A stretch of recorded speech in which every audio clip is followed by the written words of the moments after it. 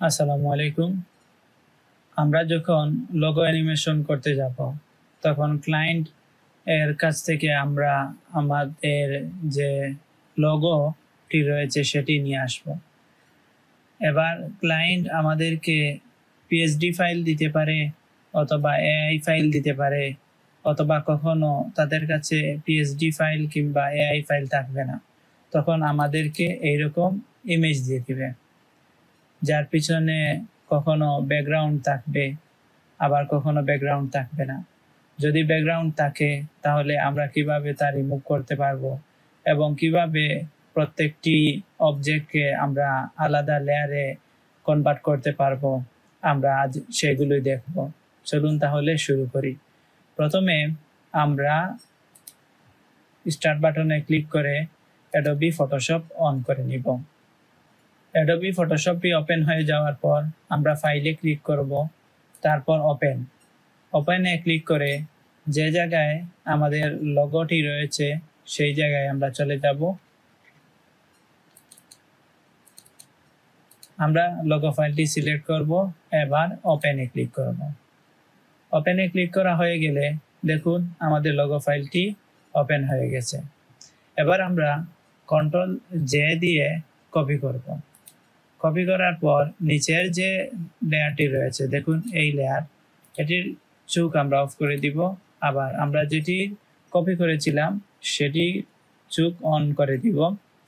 এবার আমরা এই লেয়ারটি কনভার্ট টু স্মার্ট অবজেক্ট করে নিব। আচ্ছা, এবার আমরা যদি সাদা এক কালারের ব্যাকগ্রাউন্ড থাকে তাহলে আমরা এইভাবে ক্লিক করব, ওকে আসবো। আসার পর আমরা যদি সাদা এই ব্যাকগ্রাউন্ডে ক্লিক করি দেখুন আমাদের ব্যাকগ্রাউন্ড রিমুভ হয়ে গেছে। আমরা যদি অল্টার চেপে ধরে এভাবে জুম করি দেখি এই জায়গায় রয়েছিল সাদা অংশ, আবার এই জায়গায় রয়েছিল সাদা অংশ। দেখুন ব্যাকগ্রাউন্ড রিমুভ হয়ে গেছে। এই ব্যাকগ্রাউন্ড রিমুভ আমরা অনেকভাবে করতে পারি। আমরা তো এখন একভাবে দেখেছি, যদিও আমাদের এই একটি দিকই যথেষ্ট, তবে আরেকটি আমরা দেখিয়ে দেই। যদি কখনো রেজুলেশন কম হওয়ার কারণে আমি যেরকম দেখিয়েছিলাম সেই রকম না হয় তাহলে আপনারা সিম্পল এই জায়গায় আসবেন, আসার পর এই ম্যাজিক এটিতে ক্লিক করবেন, এরপর এই ব্যাকগ্রাউন্ডে ক্লিক করবেন, এরপর এই যে মাস্ক আছে এটিতে ক্লিক করবেন, নিচেরটি চোখ অফ করে দিবেন। দেখুন কি হয়েছে, আমাদের লোগোর যে অংশ সেই অংশটি ডিলিট হয়ে গেছে, এবার সাদা অংশটি রয়ে গেছে। তাহলে আমাদের কি করতে হবে, কন্ট্রোল জেড দিয়ে আমরা পূর্বের জায়গায় চলে আসলাম। আমরা এই ম্যাজিক টুল সিলেক্ট করে এরপর সাদা এরিয়াতে ক্লিক করে আমরা অল্টার চেপে এই মাস্কে ক্লিক করব, নিচেরটি অফ করে দিই, দেখুন হয়ে গেছে। ওকে, আমরা বুঝে গেছি আশা করি। যদি বুঝে না থাকি তাহলে ভিডিওটি আবার প্রথম অংশ থেকে দেখব। কন্ট্রোল জে দিয়ে কপি করব, এরপর আমরা এই যে ব্যাকগ্রাউন্ড রিমুভ টুল এটিকে নিয়ে ক্লিক করব, এক ক্লিকে ব্যাকগ্রাউন্ড রিমুভ হয়ে গেল। এবার হচ্ছে আমাদের লেয়ার আলাদা করব, এই সিলেকশন টুল নিব, এরপর আমরা সিলেক্ট করব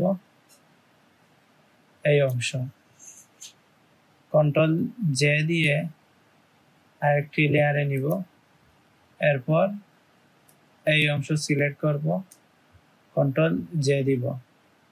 এবার যদি আমরা এই লেয়ারটি ডিলিট করে দেই তারপরও দেখব যেরকম ছিল পূর্বে সেই রকম, কিন্তু দেখুন আমরা যদি চোখটি অফ করে দিই তাহলে দেখুন টেক্সটটি হচ্ছে পৃথক একটি লেয়ার এবং এটি হচ্ছে আরেকটি লেয়ার।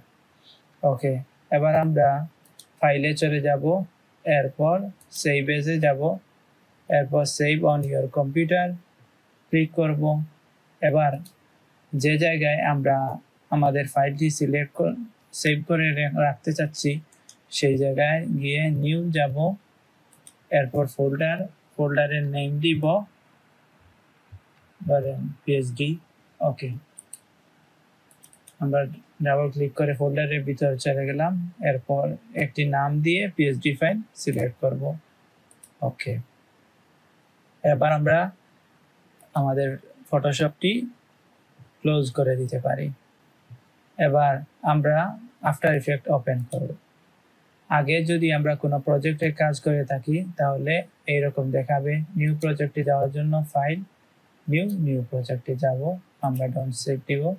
ওকে, আপনারা যদি কোনো কাজ করতে না থাকেন তাহলে প্রথমেই আফটার ইফেক্ট ওপেন করার পর এইরকম ইন্টারফেস দেখতে পাবেন, ডিফল্ট এইরকম থাকবে। ওকে, এবার আমরা একটি কম্পোজিশন নিব। কম্পোজিশন নেওয়ার জন্য এই জায়গায় ক্লিক করব, এরপর দেখুন এই অংশটি সিলেক্ট করবেন। উইড হবে 1920, হাইট হবে 1080। এরপর আমরা 29 ফ্রেম নিলাম, এরপর 10 সেকেন্ড।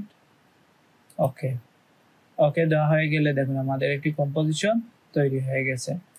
এবার আমরা সেই পিএইচডি ফাইলটি এই জায়গায় নিয়ে আসবো। পিএইচডি ফাইলটি সিলেক্ট করলাম, এরপর এই জায়গায় ফুটেজ থাকবে। আমরা কম্পোজিশন রিটেইন লেয়ারে ক্লিক করব, এরপর ইনপুট। এবার এডিটেবল লেয়ার চাচ্ছি নাকি মার্জ লেয়ার চাচ্ছি, আমরা সব সময় এটি সিলেক্ট করব, এরপর ওকে। ওকে দেওয়া হয়ে গেলে এবার আমরা যদি এই ফোল্ডারের এই জায়গায় ক্লিক করি তাহলে দেখতে পারবো আমাদের সেই লেয়ারগুলো। আমরা সেই লেয়ার সিলেক্ট করে এভাবে টেনে নিয়ে আসতে পারি। আবার কন্ট্রোল জেড দিয়ে আমরা এই যে লোগো রয়েছে এটিতে ক্লিক করব। দেখুন আরেকটি কম্পোজিশন এর ভিতর চলে আসছে।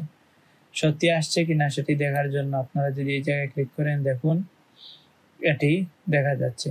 এর কালো দেখার কারণ হচ্ছে ব্যাকগ্রাউন্ড কালো।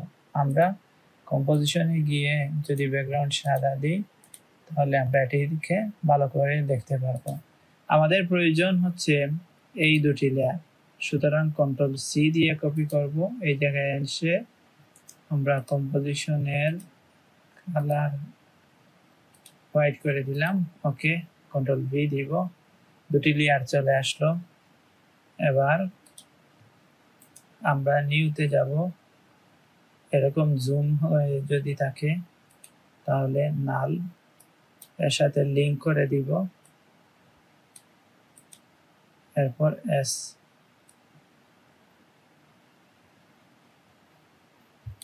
ওকে, এবার আমরা নালটি কেটে দিই। উভয় লেয়ার সিলেক্ট করে আমরা মধ্যখানে নিয়ে আসবো। আমরা বুঝবো কিভাবে মধ্যখানে আসছে, এই জায়গায় ক্লিক করে টাইটেল অ্যাকশন এটিতে দিব। এরপর দেখুন আমরা মধ্যখানে নিয়ে আসলাম, এস প্রেস করব।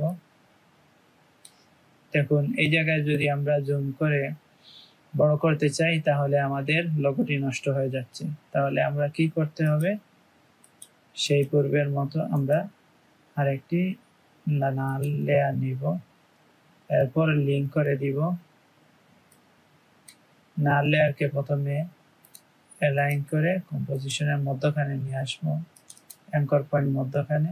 ওকে, এবার দুটি লেয়ারের নাল দিয়ে আমরা এস প্রেস করে এটিকে যত বড় চাচ্ছি তত বড় করে নিলাম। ওকে, এবার নাল লেয়ারের কোনো প্রয়োজন নেই। তাহলে কি হলো দেখুন, আমাদের দুটি লেয়ার আলাদাভাবে পেয়ে গেলাম। যদি আমরা ফটোশপে না পারি অথবা ফটোশপ ওপেন করতে চাচ্ছি না, তাহলে আমরা কিভাবে পৃথক করতে পারবো অ্যাডোবি আফটার ইফেক্টের ভিতর, চলুন আমরা সেটি দেখে নিই।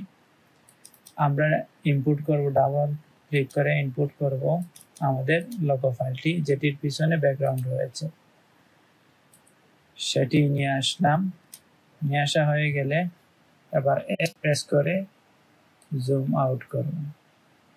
ওকে, আমরা নিচের দুটি লেয়ারের চোখ অফ করে দিলাম। ওকে, এবার দেখুন আমরা যদি ব্যাকগ্রাউন্ড দেখি তাহলে ব্যাকগ্রাউন্ড সাদা রয়েছে। আমরা ইফেক্ট এন্ড প্রিসেটে যাব, এরপর দিব কালার কি, কালার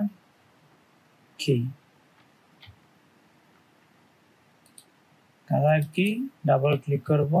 এরপর আমরা এই জায়গায় ক্লিক করে ব্যাকগ্রাউন্ডের উপর ক্লিক করব। দেখো আমরা একটু জুম করি, কত সুন্দরভাবে ব্যাকগ্রাউন্ড রিমুভ হয়ে গেছে।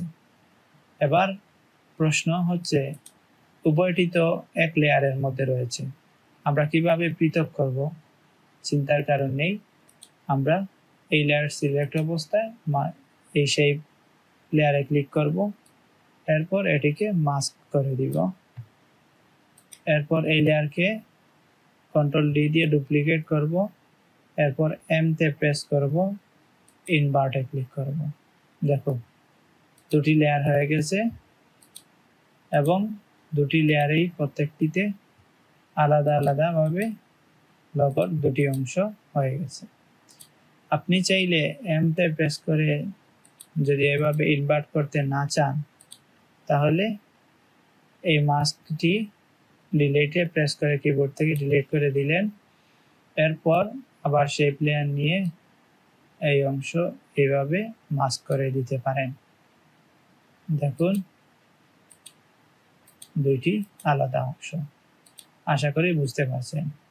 আর যদি ক্লায়েন্ট আমাদেরকে যে লগোর ফাইলটি দিবে এটি যদি পিএনজি হয়, যার নিচে ব্যাকগ্রাউন্ড না থাকে, যেমন এইটির মতো, তাহলে তো আরো ভালো। তখন আমরা এস প্রেস করে যতটুকু চাচ্ছি ততটুকু নিয়ে সেই পূর্বের মতো দুটিতে মাস্ক করে দিব, দুটি লেয়ার নিয়ে একটি লেয়ার। এরপর কন্ট্রোল ডি দিয়ে ডুপ্লিকেট করব, এরপর এম তে প্রেস করব, ইনভার্ট করে দিব মাস্ক। দেখুন হয়ে গেছে। আশা করি বুঝতে পারছেন। আজকের ক্লাস এতটুকুই, বারবার প্র্যাকটিস করবেন, আশা করি বোঝা সহজ হয়ে যাবে। যদি এই ক্লাস বুঝে থাকে তাহলে চলুন আমরা চলে যাই এবার দ্বিতীয় ক্লাসে।